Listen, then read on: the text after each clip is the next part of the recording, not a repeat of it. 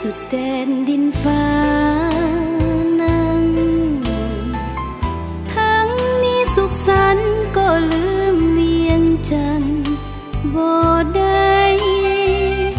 จากงานแสนนานยิ่งห่วงญาติมิตรทั้งพวงข้าสุดอาลัยดวงใจพันหนึ่งทุกวันเมื่ออยู่ผู้เดียวยิ่งเปลี่ยวยิ่งคิดเศร้า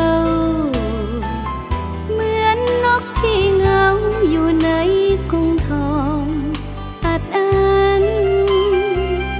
สุขกายทุกข์ใจเมื่อจาก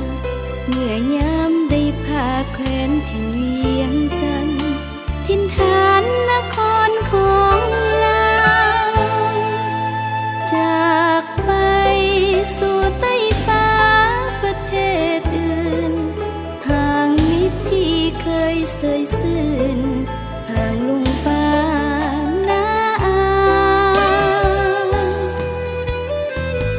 ทั้งมีสุขอยู่เวียงทองบ่เหมือนเห็นหน้าพี่น้องลาวคิดมาแสนเศร้าห่วงใยมิอาจหลงลืมภาพแห่งความหลังนั้นทั้งฟ้าเปลี่ยนพันก็ลืมเวียงจันทน์บ่ได้เมื่อยามหวนมาเยี่ยมถิ่นใต้ฟ้าเหนือดินเหล่านี้เมื่อใดสุขใจเหลือคำกล่าวคัน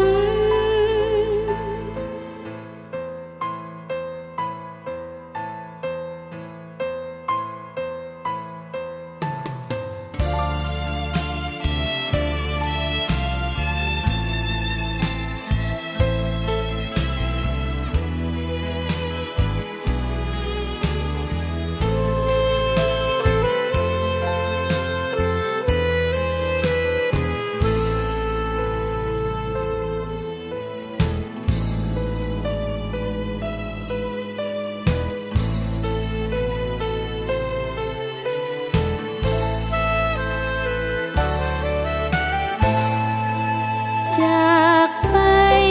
สู่ใต้ฟ้าประเทศอื่นห่างมิตรที่เคยเสยซื่น